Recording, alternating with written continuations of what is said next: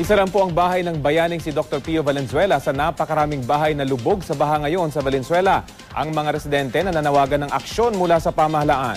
May ulat on the spot si Ian Cruz. Ian? Yes, Rafi, nasa 13 barangay nga rito sa Polo area sa Valenzuela. Ang lubog pa rin sa baha dahil sa pagpasok daw ng tubig sa mga komunidad mula yan sa ilog. Dahil daw ito sa labi sa pag-ulan na sinamahan pa nga ng high tide.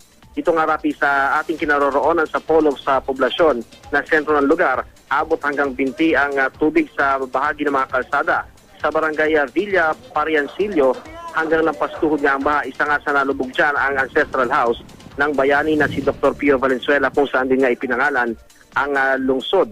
Umabot naman hanggang tuhod ang tubig sa barangay Balangkas. Ang katabing bayan, Rafi, ng Ubando sa lalawigan ng Bulacan ay may baha rin.